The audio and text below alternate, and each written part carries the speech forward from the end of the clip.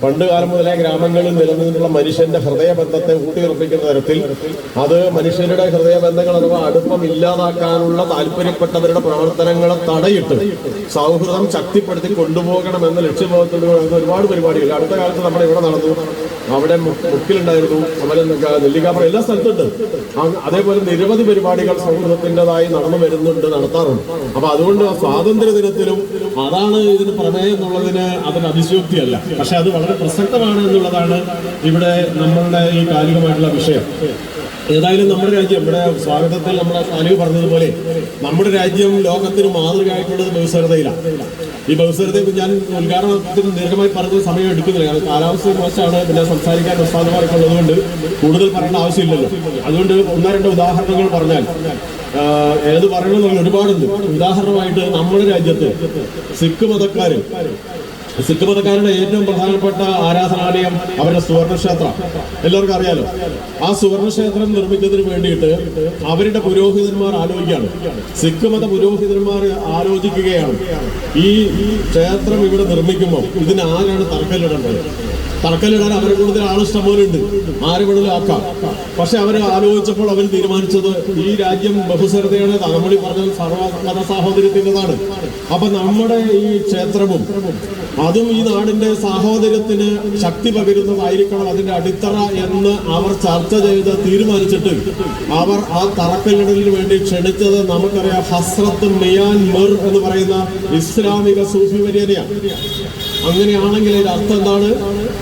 അന്ന് അക്കാലത്ത് നമ്മുടെ നാട്ടിലെ പഞ്ചാബിലെ ആ ക്ഷേത്രത്തിൽ അവരുടെ ക്ഷേത്രത്തിന് തറക്കല്ലിടാൻ വേണ്ടി അവർ ക്ഷണിച്ചത് ഒരു ഇസ്ലാമിക സൂഫി വര്യനെയാണെങ്കിൽ സിഖ് മതക്കാരാണ്. സിഖ് മതക്കാരെന്ന് പറഞ്ഞാൽ തന്നെ ഹിന്ദുക്കളുടെ ഭാഗത്തുള്ള ഒരു വിഭാഗമാണ്. ഹിന്ദു മതത്തിനകത്തുണ്ടായിരുന്ന ജാതിയും മറ്റു പ്രശ്നങ്ങളൊക്കെ കൊണ്ട് ബുദ്ധമതം ജൈനമതം ഒക്കെ ഉണ്ടായത് നമുക്കറിയാം. അതുകൊണ്ട് അവരും ഈ നാടിന്റെ സംസ്കാരമുള്ളവരാണ്. അപ്പൊ അവർക്ക് വേണമെങ്കിൽ ഹിന്ദുമതത്തിൽപ്പെട്ടവരെ വിളിക്കാം, ജൈനമതത്തിൽപ്പെട്ടവരെ വിളിക്കാം, ബുദ്ധമതത്തിൽപ്പെട്ടവരുണ്ട്, അല്ലാത്തവരുണ്ട്. പക്ഷെ അവരാരെ വിളിച്ചത് ഒരു ഇസ്ലാമിക സൂഫി വര്യനാണ്. അതിന്റെ അർത്ഥം എന്താണ്? ആ കാലത്തും ഹിന്ദുക്കളും മുസ്ലിങ്ങളും ക്രിസ്ത്യാനികളും സിഖുകാരും ഒക്കെ അങ്ങേയറ്റം സാഹോദര്യത്തോടെ നടന്ന നാടാണ്, ജീവിച്ച നാടാണെന്നുള്ളതിനുള്ള ഏറ്റവും വലിയ തെളിവല്ലേ. അപ്പൊ ഒരു കാലത്തും അങ്ങനെ പ്രശ്നം ഉണ്ടായിട്ടില്ല എന്നുള്ളതാണ്. പിന്നെ രണ്ടാമതൊരു പോയിന്റ്, ഈ നമ്മൾ പഠിച്ച ഏതെങ്കിലും ചരിത്രത്തിൽ ബ്രിട്ടീഷുകാർക്ക് മുൻപ് ഏതെങ്കിലും രാജ്യത്ത്, അന്ന് ഒരുപാട് നാട്ടുരാജ്യങ്ങളുണ്ട്, അനേകമുണ്ട്, 1000-ലധികമുണ്ട്, ഏതെങ്കിലും ഒരു നാട്ടുരാജ്യത്ത് ഭരിക്കുന്ന ഭരണാധികാരിയുടെ രാജവംശത്തിന്റെ മതത്തിനെതിരായി കലാപം നടന്നിട്ടില്ല. ഉദാഹരണമായി 10-600 വർഷം ഭരിച്ചത് നമ്മുടെ മുഗൾ ചക്രവർത്തിമാരാണ്, മുഗളന്മാരാണ്. അവര് ആ രാജാക്കന്മാരെ ഇസ്ലാം മതത്തിൽപ്പെട്ടവരാണ് അല്ലെ. ബാബർ ചക്രവർത്തി തൊട്ടുകൊണ്ട് പോരാണ്. ഈ പറയുന്ന ഭരണാധികാരി ഇന്ത്യയുടെ വളരെ പ്രധാനപ്പെട്ട മേഖല ബ്രിട്ടീഷുകാർ വരുന്നത് വരെ, പ്ലാസി യുദ്ധം നടക്കുന്നത് വരെ ഭരിച്ചിട്ടുള്ളത് ഈ മുസ്ലിങ്ങളായിട്ടുള്ള ചക്രവർത്തിമാരല്ലേ. അപ്പൊ നിങ്ങൾ എവിടെയെങ്കിലും പഠിച്ചിട്ടുണ്ടോ ആ രാജ്യത്ത് അപ്പൊ ഭൂരിപക്ഷം ആരായിരിക്കും? ഹിന്ദുക്കളല്ലേ. ഇപ്പോഴും 80% ഹിന്ദുക്കൾ. അത് വേറെ തെളിവാട്ടോ. അതെന്താ വേറെ തെളിവ്? 600 വർഷത്തിലധികം മുസ്ലിങ്ങളായിട്ടുള്ള രാജാക്കന്മാർ ഇന്ത്യയുടെ ബഹുഭൂരിപക്ഷം പ്രദേശങ്ങളും ഭരിച്ചിട്ടും ഇന്നും ഇന്ത്യയിൽ 80% ഹിന്ദുക്കൾ നിലനിൽക്കുന്നുണ്ടെങ്കിൽ അതിന്റെ അർത്ഥം എന്താണ്? ഏറ്റവും അധികം മതസഹിഷ്ണുതയും സാഹോദര്യവും കാണിച്ച ഭരണമാണ് മുഗളരുടെ തന്നല്ലേ. അത് മാത്രമല്ല, ഞാൻ പറഞ്ഞ പോലെ ആ ഭരണത്തിൽ എപ്പോഴെങ്കിലും നിങ്ങൾ ഞങ്ങളെ ഭരിക്കണ്ട, ഇന്ന മതക്കാരായതുകൊണ്ട് പറഞ്ഞൊരു കലാപം ഉണ്ടായോ? ഇല്ല. അതുപോലെ തന്നെ തിരിച്ചാണ് ഞാനിപ്പോൾ പറഞ്ഞത്, മുഗളന്മാർ എപ്പോഴെങ്കിലും ഞങ്ങൾ മുസ്ലിങ്ങളായതുകൊണ്ട് ജനങ്ങളെല്ലാം ഈ പറയുന്ന മതത്തിലേക്ക് വരണമെന്ന രീതിയിൽ എന്തെങ്കിലും ഒരു പെരുമാറ്റം നടത്തിയിട്ടുണ്ടോ? ഇല്ല. ഇത് അവരുടെ മന്ത്രിമാരുടെയൊക്കെ പേര് ഞാൻ പറയണ്ടല്ലോ. ഓരോരുത്തർ ടിപ്പു സുൽത്താനെ കുറിച്ച് ഒരുപാട് ആശയം പറയാനുണ്ട്. അതായത് മന്ത്രിമാർ ഒരു 12 പെട്ടെന്ന് വന്നിട്ടൊരു ഓർമ്മ മൊത്തം അറിയില്ല. ഏതായാലും 12 മന്ത്രിമാരാവുന്ന എൻ്റെ ഓർമ്മ. മന്ത്രിമാരിൽ ഏതാണ്ട് 9 അല്ലെങ്കിൽ 7 പേരും പ്രധാനമന്ത്രി അടക്കം ഹിന്ദുക്കളായിരുന്നു അല്ലെ. നിങ്ങൾക്ക് അറിയാലോ പേര്. ഞാൻ ഓർമ്മയുടെ പേര് ഞാൻ പറയാം, അതിന് ആവശ്യമില്ല ഇപ്പോൾ. അപ്പൊ അത് തന്നെ ഇവിടെ നിലനിൽക്കുന്ന സാഹചര്യമാണ്. പക്ഷെ ഇവിടെ ഉണ്ടായിരുന്ന കുഴപ്പം എന്താണെന്നറിയോ? ഇതൊക്കെ പറയുമ്പോഴും കുഴപ്പം ഹിന്ദുമതത്തിലായിരുന്നു കേട്ടോ. അതിപ്പോഴും ഞങ്ങൾ അങ്ങനെയാണ്. ഓക്കെ. ഉത്തരേന്ത്യയിലല്ല, കേരളത്തിന് പുറത്തേക്ക് ചെന്നാൽ പോലും ഹിന്ദുക്കൾ ഒന്നല്ല. അറിയാമല്ലോ അല്ലേ, പത്രങ്ങൾ ദിവസം വായിക്കാറില്ലേ. ഇപ്പൊ അടുത്ത കാലത്ത് തമിഴ്നാട്ടിൽ കളക്ടർ ഇടപെട്ടിട്ട് താണജാതിക്കാരെന്ന് വിളിക്കുന്നു, ജാതി ഒന്നേ ഉള്ളൂ, താണജാതിക്കാരെന്ന് വിളിക്കുന്ന ആളുകൾ ഒരുപാട് കാലം നിയമയുദ്ധം നടത്തി ഒരു ക്ഷേത്രം തുറന്നു കൊടുക്കാൻ കളക്ടർ ഇടപെട്ട് കോടതി ഉത്തരവിട്ട്. അപ്പൊ എന്താ ചെയ്തെന്ന് പറയാം? ക്ഷേത്രം കൈവശം വെച്ചവർ അത് പൂട്ടിപ്പോയി, കയറ്റിയില്ല. ഇതിപ്പോഴും ഇന്ത്യയിൽ നടക്കുന്നുണ്ട്. അപ്പൊ ഞാൻ പറഞ്ഞത്, ജാതിയുടെ പേരിൽ ക്രൂരമായ വിവേചനങ്ങൾ നിലനിന്ന കാലത്ത് മതങ്ങൾ തമ്മിൽ ഒരു പ്രശ്നം ഉണ്ടായിട്ടില്ല. സാമൂതിരിയുടെ ചരിത്രം അറിയാലോ. സാമൂതിരിയുടെ ഏറ്റവും പ്രധാനപ്പെട്ട സേനാനായകന്മാരുടെ പേര് നിങ്ങൾക്കൊക്കെ കാണാപ്പാട്. ആരാ? കുഞ്ഞാലിമരക്കാരന്മാരായിരുന്നില്ലേ? സാമൂതിരി ഉത്തരവിട്ടിട്ടുണ്ട് മുസ്ലിങ്ങളായിട്ടുള്ളവരെ കല്യാണം കഴിച്ചോളാൻ ഇവിടുത്തെ സ്ത്രീകളോട്. അപ്പൊ എങ്ങനെയായിരുന്നു? അതുപോലെ ചെയർമാൻ പെരുമാളിന്റെ കാലമൊക്കെ ഞാൻ വിശദീകരിച്ച് പോകേണ്ട ഒരു കാര്യമില്ലല്ലോ. ഇതാണ് ഞാൻ പറഞ്ഞത്. പിന്നെ അതേപോലെ തന്നെ ഇതിന്റെ ഒരു പ്രധാനപ്പെട്ട ഒരു ഇതിൽ കൂടി അവസാനിപ്പിച്ചേക്കാം. ഞാൻ കേൾപ്പിക്കുന്നില്ല, അന്തരീക്ഷം അത്ര ശരിയല്ലല്ലോ. ഇതിന്റെ മുഖ്യ പ്രഭാഷണം ഉണ്ടല്ലോ. അപ്പൊ ഞാൻ വേറൊരു ഉദാഹരണം എനിക്ക് പറയാനുള്ളത്, ഇതിന്റെ ഏറ്റവും പ്രധാനപ്പെട്ട ഒരു തെളിവ്, പ്രിയപ്പെട്ടവരെ, നമ്മുടെ രാജ്യത്തിന് സ്വാതന്ത്ര്യം കിട്ടി. സ്വാതന്ത്ര്യം കിട്ടിക്കഴിഞ്ഞിട്ട് ഏതാണ്ട് 600ഓളം നാട്ടുരാജ്യങ്ങൾ അന്നുണ്ട്. പട്ടേലിന്റെ ഒക്കെ നേതൃത്വത്തിൽ അതെല്ലാം പിടിച്ച് കൂട്ടിച്ചേർത്തത് കാശ്മീർ കൂടാതിരുന്നത് തിരുവിതാംകൂർ രാജാവ് ഓർമ്മയുണ്ടാവും. തിരുവിതാംകൂർ സർസിപി മറന്നുപോയില്ലല്ലോ, നിങ്ങൾക്ക് അറിയില്ല. സർസിപി ഞാൻ ചേരുന്നില്ല എന്ന് പറഞ്ഞപ്പോൾ സർസിപിയുടെ ബലമായി ചേർത്തൊക്കെ അറിയാലോ. അപ്പൊ ഇത്തരം അന്തരീക്ഷത്തിൽ ഈ രാജ്യങ്ങൾ എല്ലാം കൂട്ടിച്ചേർത്ത് ഇന്ത്യ രൂപീകരിക്കപ്പെടുന്നു. അതിന് ശേഷം ഒരു പണിയുണ്ടായിരുന്നു, സംസ്ഥാനങ്ങൾ രൂപീകരിക്കാം. ഓർമ്മയില്ലേ? സംസ്ഥാനം ഉണ്ടാക്കണം. ഈ സംസ്ഥാനം ഇല്ലല്ലോ. ഈ സംസ്ഥാനം രൂപീകരിക്കുന്നതിന് വേണ്ടി ഒരു കമ്മീഷനെ വെച്ചു. സംസ്ഥാനത്തിന്റെ കമ്മീഷൻ, അത് ഹൃദയനാഥ് ഗുൻസറു, ജസ്റ്റിസ് ഫസൽ അലി, പിന്നൊന്ന് KM മണിക്കര. ഇവര് 3 പേരുമാണ് കമ്മീഷൻ. ഈ കമ്മീഷൻ ഇന്ത്യയിലെ ജനങ്ങളോട് ചോദിക്കുകയാണ്, നിങ്ങൾക്ക് സംസ്ഥാനം എങ്ങനെ രൂപീകരിക്കണം? പ്രധാനപ്പെട്ട ഒരു ചോദ്യം. നിങ്ങൾക്ക് എങ്ങനെയാണ് സംസ്ഥാനം വേണ്ടത്? മതത്തിന്റെ അടിസ്ഥാനത്തിൽ വേണോ? ഭാഷയുടെ അടിസ്ഥാനത്തിൽ വേണോ? ഭൂമിയുടെ അളവിന്റെ അടിസ്ഥാനത്തിൽ വേണോ? ഏതാണ് നിങ്ങൾക്ക് വേണ്ടത്? എന്താ ഉത്തരം പറഞ്ഞത് അറിയാമോ ഇന്ത്യക്കാര്? ഇന്ത്യയിലെ ജനങ്ങൾ പറഞ്ഞത് ഞങ്ങൾക്ക് മതത്തിന്റെ അടിസ്ഥാനത്തിൽ വേണമെന്നല്ല. ഒരു മതക്കാരും പറഞ്ഞില്ല. പിന്നെ എന്താ പറഞ്ഞത്? ഞങ്ങൾക്ക് ഭാഷയുടെ അടിസ്ഥാനത്തിൽ മതി എന്നാണ്. അങ്ങനെ ഉണ്ടായതാ കേരളം. കേരളത്തിൽ ആരൊക്കെ ഉണ്ട്? ഭാഷയുടെ അടിസ്ഥാനത്തിൽ വന്നപ്പോൾ നമ്മളൊക്കെ ഒന്നിച്ചില്ലേ? മനസ്സിലായോ? അപ്പൊ ഭാഷയുടെ അടിസ്ഥാനത്തിൽ വന്നാൽ പ്രിയപ്പെട്ട മുസ്ലിങ്ങളും ഹിന്ദുക്കളും അതുപോലെ തന്നെ ക്രിസ്ത്യാനികളും ഉൾപ്പെടെ ഒരുമിച്ച് പഴയതുപോലെ ഇവിടെ ജീവിക്കാം. അതാണ് നമ്മുടെ സംസ്കാരം. അതിന്റെ പേരാണുള്ള ബഹുസ്വരത. അപ്പോൾ അതിനു മുമ്പ്, ബ്രിട്ടീഷുകാരുടെ കാലത്തോ അതിനു മുമ്പോ ഇവിടുത്തെ ഹിന്ദുക്കള്, മുസ്ലിങ്ങൾ, ക്രിസ്ത്യാനികൾ തമ്മിൽ എന്തെങ്കിലും അകൽച്ചയോ അസ്വാരസ്യമോ കണ്ടുകൂടായിട്ടുണ്ടെങ്കിൽ ഇങ്ങനെ കിട്ടിയ ഒരു അവസരത്തിൽ പറയൂലേ, ഞങ്ങൾക്ക് മുസ്ലിങ്ങൾക്ക് വേറെ, ഹിന്ദുക്കൾക്ക് വേറെ, ക്രിസ്ത്യാനികൾക്ക് വേറെ വേണമെന്ന് പറഞ്ഞോ? അപ്പോ ഇതിലും വലിയ തെളിവ് അറിയില്ലല്ലോ. അപ്പൊ ഇത്രയും മനോഹരമായ ഒരു രാജ്യത്തിന്റെ പേരാണ് ഇന്ത്യ. ആ രാജ്യത്താണ് ഇന്ന് ആളുകളെ തെറ്റിദ്ധരിപ്പിച്ചിട്ട് പണ്ട് ടിപ്പു അങ്ങനെ ചെയ്തു, മറ്റേ ആൾ ഇങ്ങനെ ചെയ്തു എന്നൊക്കെ പറഞ്ഞ് തെറ്റിദ്ധരിപ്പിച്ചുകൊണ്ട് കുഴപ്പങ്ങൾ ഉണ്ടാക്കുന്നത്. അതിനെ തടയിടാൻ ഇതുപോലെ തന്നെ നമ്മൾ പഴയ സത്യസന്ധമായ ചരിത്രം അറിയാത്തവർക്കോ മറന്നുപോയവർക്കോ പറഞ്ഞു കൊടുക്കേണ്ടിയിരിക്കുന്നു എന്നുള്ളതാണ് ഇതിന്റെ ഒരു പ്രസക്തി ഞാൻ മനസ്സിലാക്കുന്നത്. അടുത്ത കാലത്ത് അനുഭവപ്പെട്ട ഒരു ഉദാഹരണം കൂടി പറയാൻ ഒരു സെക്കൻഡ് അല്ലെങ്കിൽ ഒരു മിനിറ്റ് കൂടി എടുക്കുകയാണ്. എന്റെ ഒരു സുഹൃത്ത് അഗസ്ത്യമുനി സ്വദേശിയുടെ മകള് നമ്മുടെ മധ്യപ്രദേശിലെ ഇൻഡോറിൽ പഠിക്കാൻ പോയി. ഞാൻ നേരത്തെ കാര്യങ്ങൾ പറഞ്ഞിട്ടുണ്ടോന്നൊക്കെ അറിയില്ല, പറഞ്ഞിട്ടുണ്ടെങ്കിൽ അവര് രണ്ടാമത് കേൾക്കായിരുന്നു. ഏതായാലും പഠിക്കാൻ പോയി ആളൊക്കെ നിങ്ങൾ അറിയുന്ന ആളുടെ മകളാണ്. ആ സുഹൃത്ത് എന്റെ ഒരു സുഹൃത്താണ്, എന്നോട് പറഞ്ഞ പഴയ പഞ്ചായത്ത് മെമ്പറുടെ മകളാണ്. അവിടെ പോയി ചേർത്തി, കോളേജിൽ ചേർത്തി, ഹോസ്റ്റലിലാക്കിയ ശേഷം അവര് പോന്നു. അപ്പൊ ഈ ഹോസ്റ്റൽ റൂമിലേക്ക് വേറൊരു പെൺകുട്ടി വന്നു. ഈ പെൺകുട്ടിയാണ്, ആ കൂട്ടത്തിൽ ഒരു പെൺകുട്ടി വന്നു. അത് മധ്യപ്രദേശുകാരിയായ ഹിന്ദു പെൺകുട്ടിയാണ്. നമ്മൾ ഹിന്ദു മുസ്ലിം ഒക്കെ എടുത്തു പറയേണ്ട ഒരു അവസ്ഥയുണ്ട്. ഈ ഞാൻ പറഞ്ഞ നമ്മുടെ കുട്ടി മുസ്ലിമാണ്, അത് ഗതികേട് കൊണ്ട് പറയേണ്ടി വരുന്നതാണ്. അപ്പൊ അങ്ങനെ ഒന്നിച്ചിരുന്നു. അപ്പൊ കുട്ടികൾ തമ്മിൽ പേര് ചോദിച്ചു. പകല് വന്നതാണ്, ഒന്നും മനസ്സിലായില്ല. ഹിന്ദു ആണോ മുസ്ലിമാണോ തിരിച്ചറിഞ്ഞ ചില പേര് അങ്ങനെ അറിയാൻ പറ്റത്തില്ലല്ലോ. വൈകുന്നേരമായി കുറച്ച് കഴിഞ്ഞപ്പോൾ നമ്മുടെ കുട്ടി നിസ്കരിച്ചു, പണി വാളി. ഈ പെൺകുട്ടി, ഹിന്ദു പെൺകുട്ടി, മധ്യപ്രദേശുകാരി ഞെട്ടി വിറച്ച്, നമ്മൾ കേട്ടില്ലേ കാട്ടാനയ്ക്ക് മുമ്പിലൊക്കെ ചാടിയിട്ട് ആളുകൾ ഓടുന്നുണ്ട്, അവൻ ഓടി.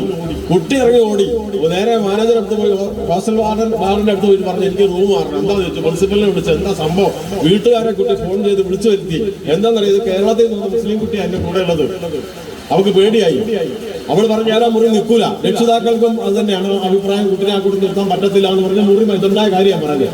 മുറി മാറ്റിയ ശേഷം വേറെ റൂമിലാക്കി.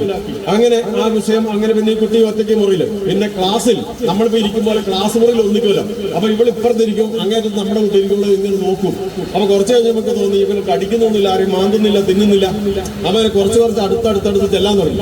അങ്ങനെ നമ്മൾ ചില പൂച്ചയ്ക്കോ പക്ഷിക്കോ ഒക്കെ ഭക്ഷണം കൊടുത്തു കഴിഞ്ഞാലും ആദ്യം പേടിച്ച് നിൽക്കുന്നത് പിന്നെ അടുത്തടുത്ത് വരൂലേ എന്ന് പറഞ്ഞതുപോലെ നമ്മുടെ കുട്ടിയുടെ പെരുമാറ്റവും ഒക്കെ വീക്ഷിച്ച് അടുത്ത് വരാൻ തുടങ്ങി. അങ്ങനെ അടുത്തടുത്ത് വന്ന് 2 ആഴ്ച കഴിഞ്ഞപ്പോഴേക്കും കുട്ടി അടുത്ത് വന്നിട്ട് മാപ്പ് പറഞ്ഞു. എന്താ പറഞ്ഞെന്നറിയാമോ? എന്റെ പൊന്നു സഹോദരി, എന്റെ നാട്ടിൽ ഒക്കെ കേട്ടിട്ടുള്ള പ്രചാരണം കേരളത്തിൽ നിന്ന് മുസ്ലിങ്ങളെ പേടിക്കണമെന്നാണ്. ഞങ്ങൾ അതാ കേട്ടത്. സത്യസന്ധമായി ഈ നിങ്ങളെ തിരിച്ചറിഞ്ഞപ്പോ നിങ്ങളോട് ഞാൻ മാപ്പ് പറയുകയാണ്. ഞങ്ങളുടെ നാട്ടിലൊക്കെ ജീവിക്കുന്ന ഞങ്ങളുടെ കൂട്ടത്തിൽപ്പെട്ട ഹിന്ദുക്കളെക്കാളും ഒക്കെ തന്നെ എത്രയോ നല്ല സ്വഭാവമാണ് നിങ്ങളേത്, ഞാൻ തെറ്റിദ്ധരിച്ചതിൽ എനിക്ക് മാപ്പ് തരണമെന്ന് പറഞ്ഞ് കെട്ടിപ്പിടിച്ച് കരഞ്ഞ രംഗം ആലോചിക്കുക. ആ കോഴ്സ് കഴിഞ്ഞ് ആ കുട്ടി പോന്നിട്ടുണ്ട്. ആ കുട്ടി ഇപ്പൊ മദ്രാസുണ്ട്. ഇപ്പോഴും ആ സുഹൃത്ത് എന്നോട് പറഞ്ഞത് ആ കുടുംബം പിന്നെ ഇവിടെ വന്നു, ഈ കുട്ടിയുടെ അടുത്ത് അവരെ അച്ഛനമ്മയും വന്ന് മാപ്പ് പറഞ്ഞു. മാത്രമല്ല ഏറ്റവും വലിയ ബന്ധം ഇപ്പൊ ഇടയ്ക്കിടയ്ക്ക് ഈ വീട്ടുകാർ തമ്മിൽ വിളിക്കും, അങ്ങോട്ടും ഇങ്ങോട്ടും വിളിക്കുകയും സൗഹൃദം പങ്കിടുകയും ചെയ്യും. എന്താണ് ഇത് നമുക്ക് മനസ്സിലായത് ഇത്രേ ഉള്ളൂ. പരസ്പരം അറിയാത്തവരെ തെറ്റിദ്ധരിപ്പിക്കാൻ എളുപ്പമാണ്. അവിടെ എന്താ കാര്യം നിങ്ങൾക്ക് അറിയാമായിരിക്കും. ഈ ഉത്തരേന്ത്യയിലും മധ്യേന്ത്യയിലൊക്കെ സ്ഥിതി എന്താണ്? ഹിന്ദുക്കളും മുസ്ലിങ്ങളും ഒരുമിച്ചല്ല താമസിക്കുന്നത്. അറിയാലോ, നിങ്ങൾ പോയിട്ടുണ്ടോ? ഉണ്ടെങ്കിൽ അറിയാം. ഇത് ഹിന്ദുക്കൾ ഒറ്റയ്ക്കല്ല കേട്ടോ. ഹിന്ദുക്കളാണ് ഉയർന്ന ജാതി, താണ ജാതി വേറെ വേറെ ഗ്രാമങ്ങളാണ്. അങ്ങനെ തന്നെയാണ്. മുസ്ലിങ്ങളാണെങ്കിൽ അവർക്ക് വേറെ ഗ്രാമമാണ്, ക്രിസ്ത്യാനികൾക്ക് വേറെ സ്ഥലമാണ്. എന്റെ മോൻ ഭോപ്പാൽ പഠിച്ചതാ. അവനിടയ്ക്ക് ഞായറാഴ്ച ഈ മുസ്ലിം സുഹൃത്തിനെ കുട്ടി ഒളിച്ച് ചില രഹസ്യ കേന്ദ്രത്തിൽ പോകും. ഇതിനറിയാം, ബീഫു അങ്ങനെ. അത് അറിഞ്ഞാൽ ഇവന് ഹിന്ദുവാണോ നോക്കില്ല, അടിച്ച് ശരിയാക്കും. കേട്ടില്ലേ? അപ്പൊ അതാണ് അവിടുത്തെ അവസ്ഥ. അപ്പൊ മുസ്ലിങ്ങൾ ഒരു ഭാഗത്താണ്, ഹിന്ദുക്കൾ വേറെയാണ്, ക്രിസ്ത്യാനി വേറെ. അപ്പൊ ഇവരെ എങ്ങനെയാണെന്ന് പറഞ്ഞാൽ അറിയാൻ പറ്റുമോ? ഇത് കടിക്കുന്നതാണോ തിന്നുന്നതാണോ അറിയില്ലല്ലോ. കേട്ടത് എന്താണ്? ഇതിന്റെ മറ്റൊരു ബാക്കി പത്രമാണ് ഈ നമ്മുടെ കോൺസ്റ്റിറ്റ്യുവൻസിയിൽ അസംബ്ലി മണ്ഡലത്തിൽ പാർലമെന്റ് മണ്ഡലത്തിൽ ഒരു പാർട്ടിയുടെ കൊടി ഉപയോഗിക്കാൻ പറ്റാതെ വന്നൊരു സാഹചര്യം നിങ്ങൾക്ക് അറിയാമോ? ആർക്കറിയില്ല. ഈ കഴിഞ്ഞ തെരഞ്ഞെടുപ്പ് കാലത്ത് തൊട്ടതിന് മുന്നത്തെ തെരഞ്ഞെടുപ്പിലൊക്കെ ആ കൊടി ഒരു വിഷയമായിരുന്നു. ആരെയെന്നറിയാം? കൊടി ഞാൻ പറയില്ല, പച്ച നിറമാണ്. ഇപ്പോഴും മനസ്സിലായില്ല. അപ്പൊ നമുക്ക് എന്താ മനസ്സിലായത്? ഇപ്പൊ ഈ കൊടി എങ്ങനെയാണ് അവിടെ പ്രചരിപ്പിക്കുന്നത്? പിടികിട്ടിയ നിങ്ങൾക്ക് ഇല്ലേ? പിടികിട്ടിയാൽ ഞാൻ തുറന്നു പറയണ്ടല്ലോ. അപ്പോഴാണ് എനിക്കും മനസ്സിലായത് ഈ കൊടി അവിടെ പറഞ്ഞ് കാണിച്ചു കൊടുത്താൽ വോട്ട് മുഴുവൻ ആർക്ക് കിട്ടും? ഈ കുട്ടി പേടിച്ചില്ല. അതാണ് അവസ്ഥ അവിടെ ഉള്ളത്. അപ്പൊ കേട്ടിരിക്കുന്നത് എന്തുവാ? ഇതാണ്. അപ്പൊ പരസ്പരം അടുത്തറിയാത്തവരെ തെറ്റിദ്ധരിപ്പിക്കുന്ന ഒരു പരിപാടി ജനാധിപത്യത്തിൽ നടക്കുന്നുണ്ട്. അതിനെ തോൽപ്പിക്കാൻ നമുക്ക് ഇതൊക്കെ മാർഗമുള്ളത്. തോൽപ്പിക്കാൻ കഴിയും. അതിന് കേരളത്തിൽ നടക്കൂല. എന്താ കാരണം എന്ന് വെച്ച് കഴിഞ്ഞാൽ നമ്മൾ ഒന്നിച്ചാ ജീവിക്കുന്നത്. നിങ്ങളോട് ആരെങ്കിലും വന്നിട്ട് ഞാനൊരു വർഗീയവാദി എന്ന് പറഞ്ഞാൽ നിങ്ങളെ പറയുന്ന അങ്ങോട്ടൊന്ന് കൊടുക്കും. എന്താ കാരണം? തീർച്ചയായിട്ടും നിങ്ങൾക്ക് അറിയാം. അതുപോലെ എന്റെ പ്രിയപ്പെട്ട സിറാജ് മുസ്ലിയാരെ കുറിച്ച് എന്നോട് വന്നിട്ട് ആരെങ്കിലും അയാൾ അങ്ങനെയാന്ന് പറഞ്ഞാൽ ഞാനും തിരിച്ചു കൊടുക്കും. കാരണം എന്താ? നമുക്കറിയാം അതാണ് കേരളത്തിൽ. അതുകൊണ്ട് കേരളത്തിൽ എന്താ പറയുക, ആ പരിപ്പ് ഈ വെള്ളത്തിൽ വേവൂല. അതാണ് കർണാടകത്തിൽ കഴിഞ്ഞ തെരഞ്ഞെടുപ്പിൽ, അവിടെ തെരഞ്ഞെടുപ്പ് നടക്കുന്നതിന് തൊട്ട് മുമ്പ് ഹിജാബ് ഒരു വിഷയമായിരുന്നു. ഓർമ്മയുണ്ടോ നിങ്ങൾക്ക്? ചെറുപ്പക്കാർ ഓർമ്മയുണ്ടോ? അങ്ങനെ വലിയ പൊട്ടിത്തെറിച്ച് നിൽക്കുന്ന സന്ദർഭത്തിൽ ഇന്ത്യൻ നാഷണൽ കോൺഗ്രസിന്റെ സ്ഥാനാർത്ഥി മത്സരിച്ചു. അതിൽ ഒരു സ്ഥാനാർത്ഥിയുടെ പേര് ഹനീസ് ഫാത്തിമ എന്നാണ്. ഞാൻ മറക്കാത്ത പേരാ, ഇതൊന്നും നമ്മൾ മറക്കാൻ പാടില്ല. ഹനീസ് ഫാത്തിമ മത്സരിച്ചത് ഹിജാബ് ഇട്ടുണ്ടാ. എവിടെയാ മത്സരിച്ചത്? കർണാടകത്തിൽ. ആ മണ്ഡലത്തിൽ ഞാൻ പഠിച്ചത് 74% ഹിന്ദു വോട്ടാണുള്ളത്. ആ മണ്ഡലത്തിൽ ഹനീസ് ഫാത്തിമ അന്തസ്സായിട്ട് ഹിജാബ് ധരിച്ചുകൊണ്ട് ഹിജാബ് വിവാദമായ സമയത്ത് മത്സരിച്ചിട്ട് നല്ല ഭൂരിപക്ഷത്തോടെ ജയിച്ചിട്ടുണ്ടെങ്കിൽ അതിന്റെ അർത്ഥം എന്താ?